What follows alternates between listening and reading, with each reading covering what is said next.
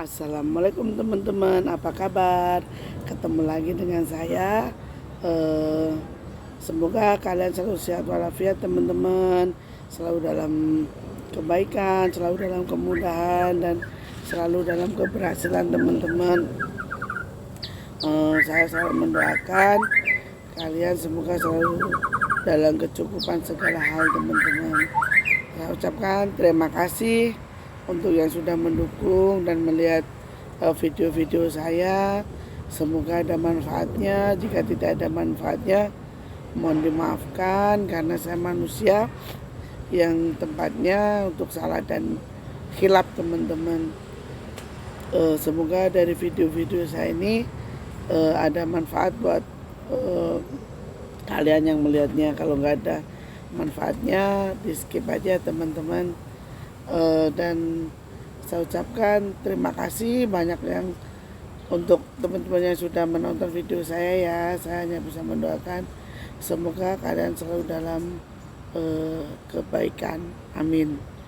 Kali ini masih dengan tempat yang sama di bawah pohon talo di samping kandang murai, masih dengan cerita misteri. Kalau beberapa waktu lalu cerita soal gunung dan gunung, sekarang saya mau cerita soal pantai teman-teman. Jadi perjalanan hidup saya ini, selama saya setelah diikuti oleh yang Sambat Nyowo ini sama Sinulau ini, saya menyesuaikan dirinya tidak sebentar teman-teman. Saya bertahun-tahun menyesuaikan diri.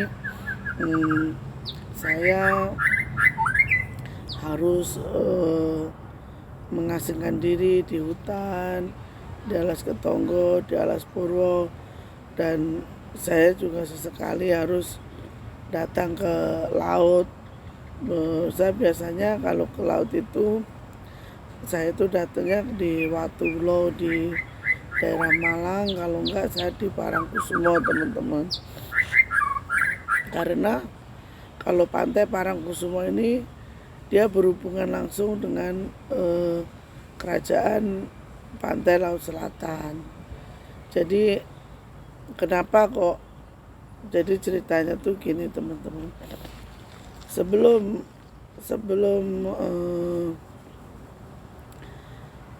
Pulau Jawa ini seimbang, tadinya Pulau Jawa ini miringnya itu condong ke sebelah selatan teman-teman, sebelah selatan. Jadi karena supaya agar Pulau Jawa ini rata, jadi seimbang, makanya ini harus dipatokin. Nah, patoknya Pulau Jawa itu adalah Poro Wali Songo. Teman-teman boleh buktikan kenapa Wali Songo itu adanya di pesisir utara Pulau Jawa. Karena apa? Dulu Pulau Jawa ini, jadi Pulau Jawa ini miring ke sebelah selatan, jadi harus dipatokin di sebelah utara. Jadi Poro Wali Songo ini adanya di sebelah utara. Karena apa? Agar Pulau Jawa ini seimbang teman-teman. Nah, jika kalian memiliki sebuah rumah atau tempat atau tanah yang ibaratnya tidak di sebelah selatan ini lebih rendah atau dia lebih tinggi, maka kalian harus menyamaratakan dengan yang sebelah utara. Karena bukan apa-apa teman-teman.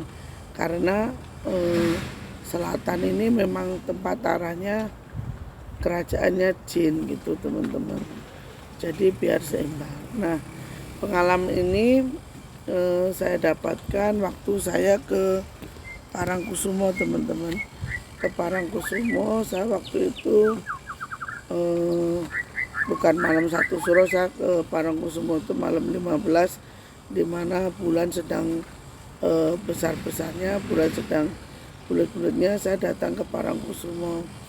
Nah, kalau ke Parangkusumo ini teman-teman jangan lupa untuk membawa bunga sedap malam.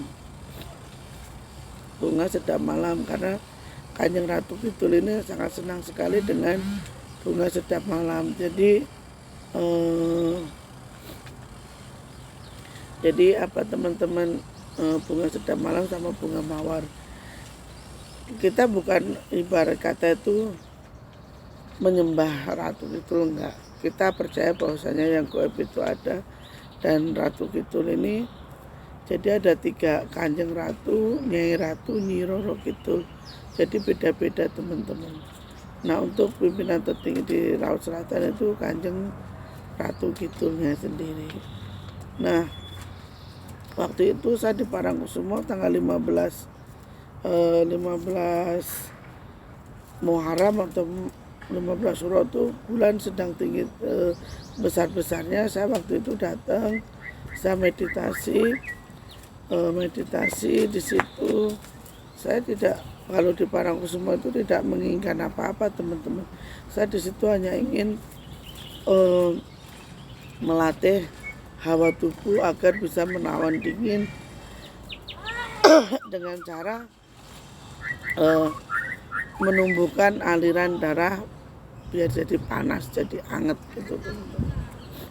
Nah, jadi setelah saya meditasi, sekian lama saya meditasi, saya merasa ada pusaran air itu di depan saya teman-teman. Ada pusaran air, jadi kayak kalau orang Jawa itu bilang uwer ya.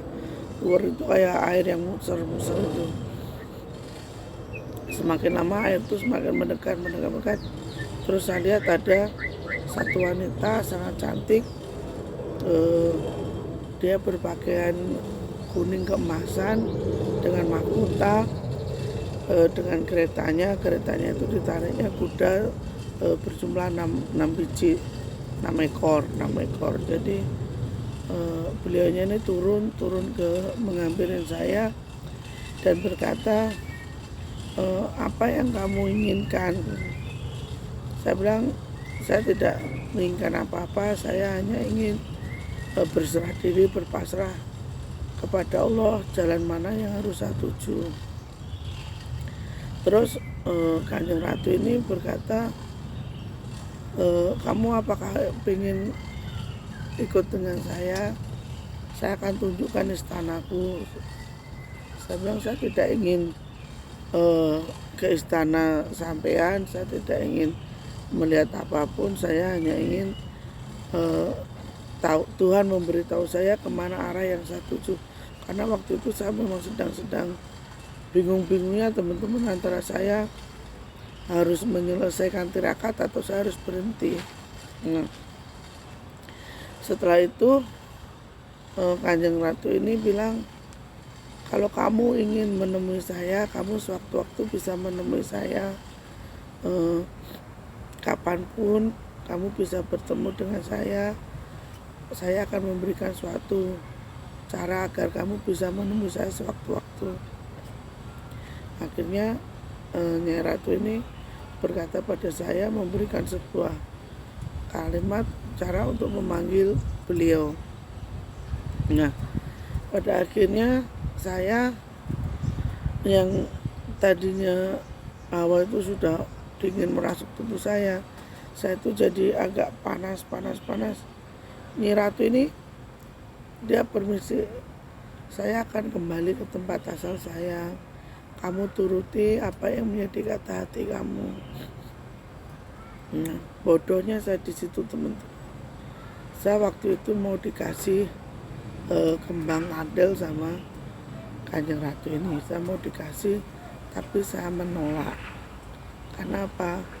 Karena saat itu saya berpikir saya nggak butuh apa-apa, saya hanya butuh pencerahan agar saya berhenti atau saya melanjutkan tingkah laku yang sudah saya jalani selama ini. Nah, pada akhirnya sampai suatu malam jam 2 pagi itu saya selesai meditasi saya, baju saya sudah basah. Nah, saya kan memang menyediakan kopi di termos kecil gitu.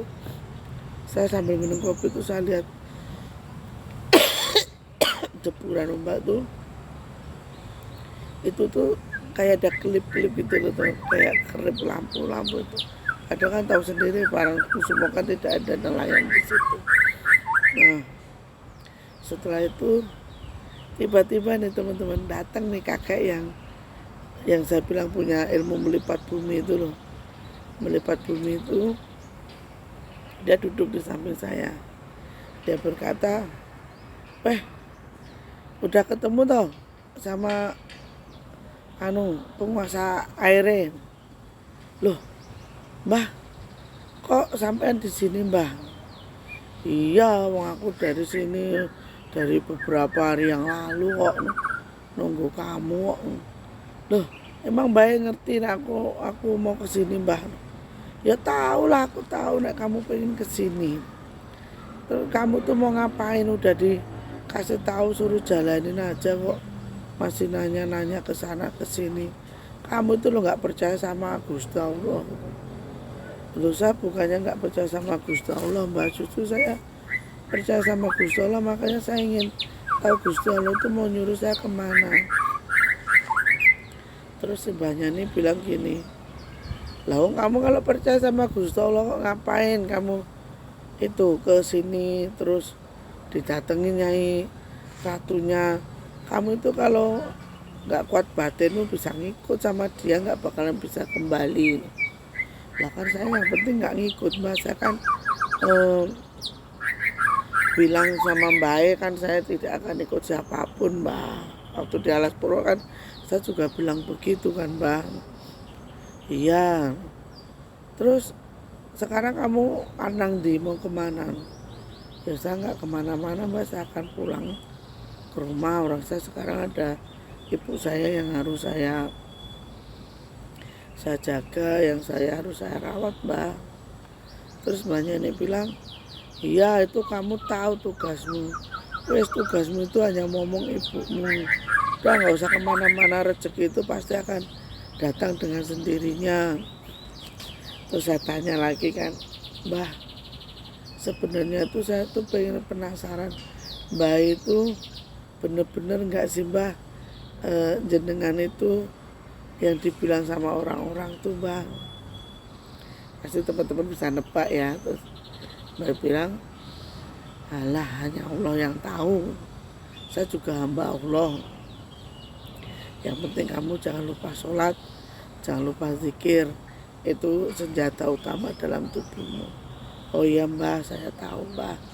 Nah, Mbahnya itu bilang lagi ke saya gini, udahlah, kamu gak bakalan merasa lapar.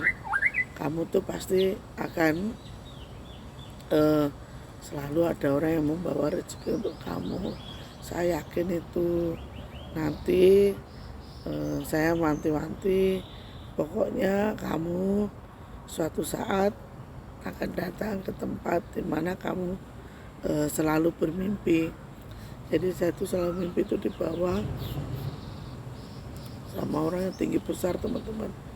Tinggi besar, ada, jadi kalau orang bilang tuh cagak ya, cagaknya itu, sokonya itu dari bulat-bulat itu, tapi bagus banget, namanya Raudhah. Kamu nanti akan datang ke sana. Ternyata Raudhah itu setelah saya cari-cari, saya baca-baca di itu, ternyata Raudhah itu salah satu tempat yang paling istimewa di Mekah. Jadi makamnya Kanjeng Nabi Muhammad. Insya Allah semoga mimpi saya menjadi benar. Saya ingin sowan, saya ingin membuktikan apa yang saya mimpikan apakah benar. Semoga Allah memberikan jalan kepada saya. Saya ingin YouTube saya ini menjadi cukup untuk berbagi, cukup untuk berbagi rezeki sama orang-orang yang membutuhkan. Walaupun sekarang channelnya belum berkembang, ya insya Allah Allah itu maha tahu, maha mengetahui. Jadi insya Allah Allah tahu akan nasib niat baik saya, insya Allah semoga Allah akan mengabulkan. Dan terima kasih untuk teman-teman yang selalu mendukung channel saya ini. Semoga kalian semua selalu sehat dan selalu dalam keadaan cukup ya. Alhamdulillah. Akhir kata, wassalamualaikum warahmatullahi wabarakatuh.